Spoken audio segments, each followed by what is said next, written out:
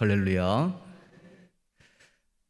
사사시대의 특징을 한 문장으로 또 한 구절로 말하라 하면은 사사기서 제일 마지막 장, 마지막 절을 우리가 꼽을 수 있죠. 같이 한번 읽어보실까요? 사사기서 21장 25절입니다. 시작. 그때에 이스라엘에 왕이 없으므로 사람이 각기 자기 소견에 옳은 대로 행하였더라. 아멘. 저희 말은 사람들이 자기 생각, 자기 마음대로 살았다 하는 이야기 아닙니까? 하나님을 멀리하고, 하나님을 멀리하니까 방탕과 타락의 삶을 살았다는 것이죠. 누가 그랬습니까?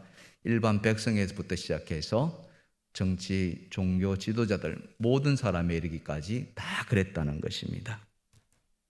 오늘 본문의 내용도 그런 하나님을 멀리한, 또 하나님이 부재한 그런 일들, 그러면서 엄청난 비극이 시작되는 그 서막을 알려주는 내용을 보여주고 있습니다. 그 비극은 그냥 비극이 아니라 같은 동족끼리 서로 싸움을 일으키는 그런 동족 상잔의 비극을 말하고 있습니다. 도대체 이런 비극이 왜 일어났을까? 그죠? 그 원인이 무엇이고 배경이 어떻게 되었는가? 이런 내용들을 오늘 여러분과 함께 살펴보려고 하고, 이 말씀을 통해서 하나님께서 우리에게 주시고자 하는 교훈, 메시지는 무엇인가, 이런 것들을 좀 나누어 보았으면 좋겠습니다. 먼저 이 비극의 원인에 대해서 잠깐 살펴보면은 크게 저는 두 가지로 오늘 말씀이 요약되지 않은가 싶은데요. 첫 번째는 뭐냐면은 이스라엘 총회로 모였는데 그 총회 가운데 하나님이 계시지 않았다는 것입니다. 오늘 본문 사사기서 20장인데 이 본문을 잘 이해하기 위해서는 19장 전장을 우리가 좀 이해할 필요가 있겠죠. 어떤 내용이었습니까? 한 레위인이 첩을 맞이하죠. 이게 하나님 뜻과는 상관없는 일이지 않습니까? 그런데 그 첩이 행음을 하고서 또 친정으로 돌아가 버립니다. 이 또한 말이 안 되는 이야기죠. 도덕적 타락의 일면을 그대로 보여주고 있습니다. 그런데 이 레위인이 다시 그 아내의 집으로 찾아갑니다. 그리고 자기 첩을 데리고 오죠. 데리고 오는 가운데에 베냐민 지파가 있는 기브아에 하룻밤을 묵게 됩니다. 그런데 아무도 그를 맞이해 주는 사람이 없었는데 한 노인이 그들을 맞이해 줍니다. 문제는 그 이후에 또 일어나죠. 그렇게 밤에 이렇게 쉬고 있는데 그 기브아 사람들이 몰려와서 그 첩을 그만 욕보이고 맙니다. 근데 욕보이는 데서 그치지 않고 그 첩이 그만 죽임을 당하죠. 참 기가 찰 노릇이 아니겠습니까? 그 일을 알게 된 이 레위인이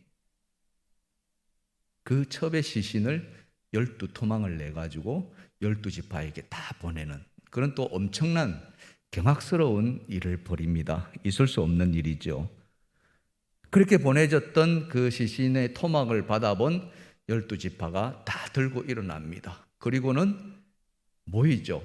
그냥 모인 정도가 아니라 대군을 일으켜서 모입니다. 무려 40만 명이죠. 그게 오늘 본문의 시작이 됩니다. 자, 오늘 본문을 보시면은 본문 1절과 2절인데요. 자, 같이 한번 보십시다.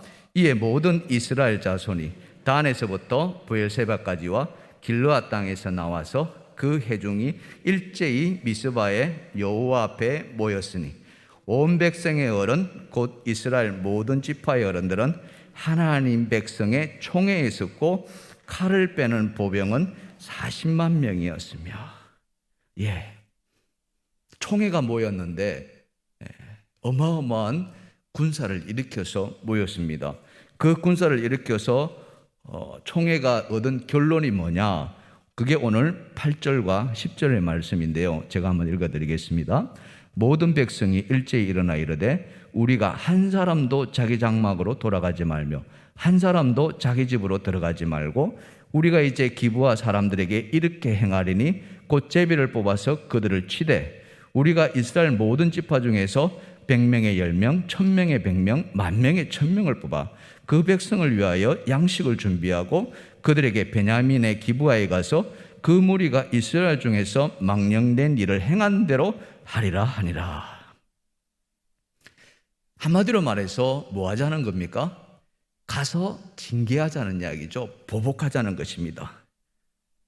그런데 여러분, 이 총회가 결정하는 데 있어 가지고 정말 실수한 것이 우리의 눈에 들어와야 됩니다. 그것은 뭐냐 하면은 지금 이스라엘 백성들 40만 명이나 되는 어마어마한 군사를 일으켜서 미스바에 모일 만한 분명한 명분이 있느냐 하는 것이죠. 정말해서 이들이 이렇게 보복이라는 또 전쟁이라는 그런 총회의 결정을 내릴 만한 그런 명분이 충분하느냐 하는 것입니다. 우리가 흔히 말하는 팩트라고 이야기하는데 이들이 미스바에서 모인 팩트가 무엇입니까? 한 여인의 죽음이었습니다. 그 여인의 죽음을 폄하하려는 이야기가 아니라 한 사람의 죽음으로 인해서 전군 40만 명이 모일 만한 그런 명분이 되느냐 하는 것을 우리가 한번 생각해 볼 필요가 있고요. 또 하나는 그런 총회에 결정하는 가운데 그들이 하나님의 뜻을 물은 적이 있느냐 하는 겁니다. 하나님, 우리가 이렇게 총회에 모였는데 이 일을 가지고 하나님에게 묻습니다. 하나님, 우리가 이들을 징계해야만 합니까? 이 대군을 가지고 이런 하나님의 뜻을 물은 것이 오늘 본문에 나와 있느냐 하는 것입니다. 여러분 어떻습니까? 그런 적이 있나요? 아무리 찾아봐도 그런 것은 보이지 않습니다. 그렇다면 이것이 의미하는 바가 무엇이겠습니까? 그것이 바로 각기 자기 소견에 옳은 대로 행하였더라 하는 내용이죠. 하나님의 일로 모였지만은 실은 어때요? 하나님과는 상관없는 그런 일들을 하고 있는 단적인 예를 보여주고 있습니다. 이스라엘과 하나님 사이는 어떤 관계입니까?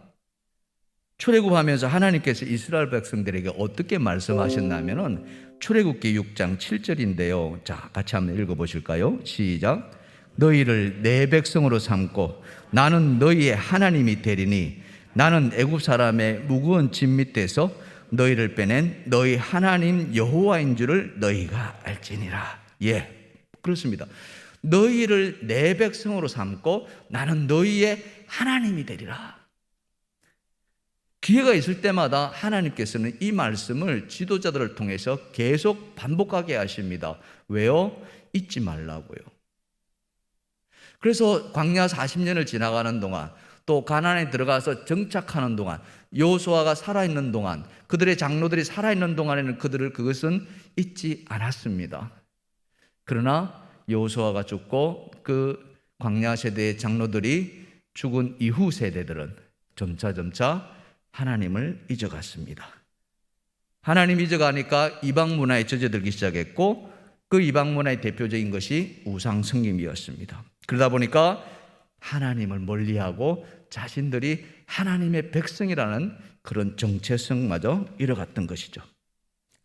그 예가 오늘 지금처럼 하나님의 백성 총회에 모였지만은 그 총회 결정하는 가운데 어디에도 하나님의 뜻을 묻는 그런 절차는 없었다는 거죠.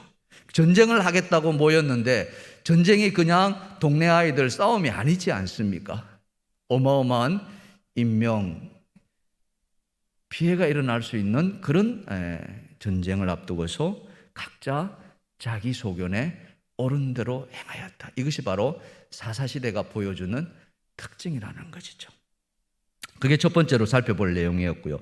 두 번째로 살펴볼 내용은 이런 총회의 결정에 대해서 결국 베냐민 지파 기브아를 치려고 하는 거거든요. 그렇다면 베냐민 지파는 어떻게 이에 대해서 반응했느냐 하는 것인데요. 그 내용은 뭐냐 하면은 지파이기주의가 바로 동족 상잔의 비극을 초래했다는 겁니다.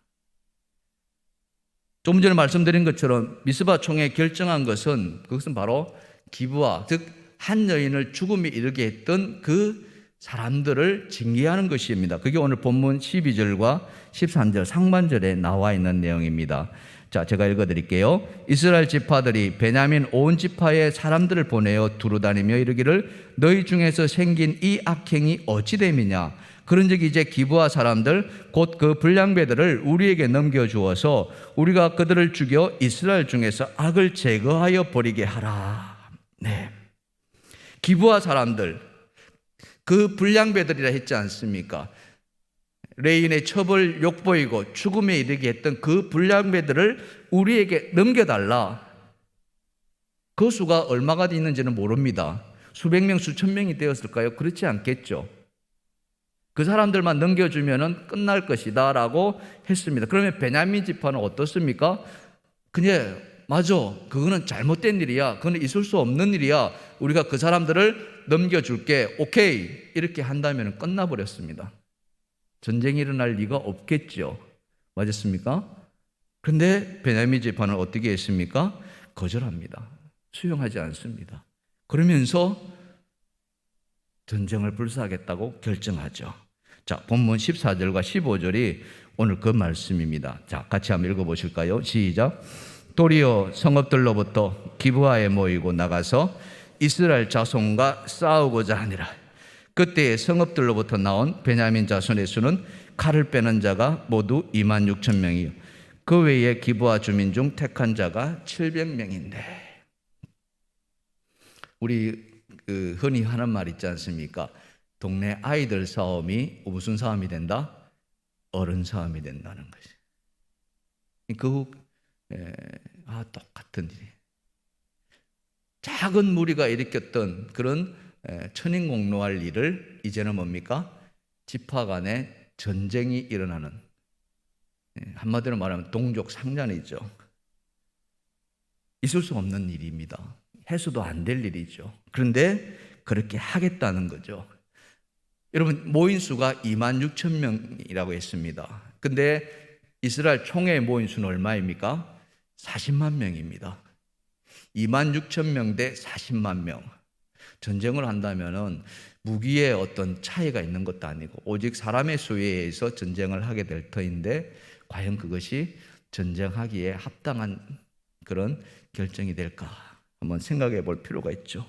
어찌 보면은 해보나 마나한 그런 전쟁 아니겠습니까? 그런데 그럼에도 베냐민 지파는 전쟁을 하겠다고 그렇게 결정한다는 거죠. 이것이 무엇을 의미하느냐? 그게 바로 지파 이기주의라는 겁니다. 이기주의. 우리도 6.25 전쟁을 겪어봐서 알지 않습니까?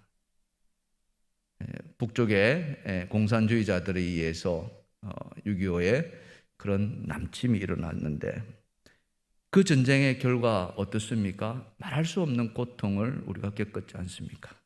그 상처는 70년의 지금도 계속 이어져 오고 있습니다. 지금도 전쟁의 위협은 여전히 도사리고 있고 어제도 막 북쪽에서 미사일을 쏘았다고 이렇게 보도가 되기도 합니다. 이 땅에 여전히 전쟁에 대한 두려움은 남아있는 것이죠. 그처럼 동족 상자는 큰 아픔과 상처 이런 것들을 남기고 있는데 지금 그렇게 하고 있다는 거예요. 왜 그렇습니까? 그것은 바로 이기주의라는 것이죠. 우리도 형제들이 많다 보면은 자라면서 형제간끼리 소소하게 싸우고 다투면서 살아옵니다. 그런데 막 피를 부르면서 죽일 정도로 그렇게 싸우지는 않잖아요. 그런데 간혹 세간의 뉴스에 나오는 것들을 보면은 어떻습니까? 형제 간에 피를 부르는, 또 부모 자식 간에 피를 부르는 그런 일들도 사건에서 나옵니다. 그럴 때는 주로 어떤 사건들입니까?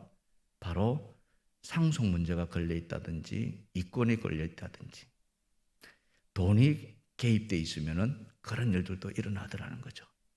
그래서 사람들은 말합니다. 돈 앞에서는 피도 눈물도 없다라고. 이게 바로 지파 이기주의라는 것입니다. 베냐민 지파가 그랬다는 거죠. 베냐민 지파는 이스라엘 지파에 소속되어 있지 않습니까? 아니에요.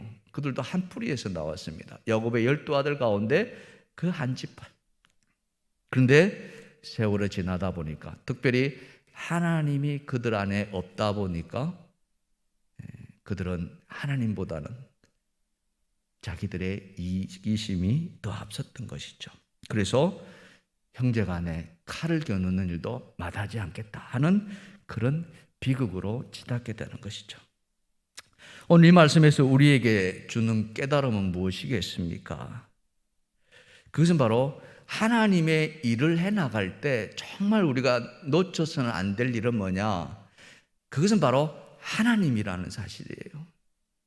우리가 어떤 일과 사역들을 해나가는 데 있어서 그 안에 하나님이 계시지 않는다면은 그것은 바로 이기심밖에 없다는 거예요. 오늘 미스바 총회가 내린 결정과 다를 바가 없다는 거죠. 교회가 해나가는 일들이 무엇입니까? 그것은 다 어려운 이웃들을 섬기고 돕는 일 아니겠습니까? 교우들을 또 섬기고 돕는 일들입니다. 그런데 그 안에 하나님이 계시지 않는다면은 그것은 바로 이기심만 존재하는 주님의 일이라고 말할 수 없다는 것이죠. 그래서 이 말씀을 보면서 오늘 우리가 하고 있는 나의 이 일들, 특별히 교회 안에서 주님의 일을 해나간다고 할 때에 나의 모습은 어떤가 한번 돌아봤으면 좋겠습니다. 교회 공동체는 사랑의 공동체 아닙니까? 연합의 공동체이고 서로 합력하여 선을 이루어 가신 거죠. 그럴 때 우리는 어떤 마음을 가져야 되는가? 성경은 우리에게 말씀해 주고 있습니다. 자, 빌립보서 2장 1절에서 4절까지의 말씀인데요. 같이 한번 읽어 보실까요? 시작. 그러므로 그리스도 안에 무슨 권면이나 사랑의 무슨 위로나 성령의 무슨 교제나 긍휼이나 자비가 있거든 마음을 같이하여 같은 사랑을 가지고 뜻을 합하여 한 마음을 품어 아무 일이든지 다툼이나 허영으로 하지 말고 오직 겸손한 마음으로 각각 자기보다 남을 낫게 여기고 각각 자기 일을 돌볼 뿐더러 또한 각각 사람들의 일을 돌보아 나의 기쁨을 충만하게 하라. 할렐루야. 아멘.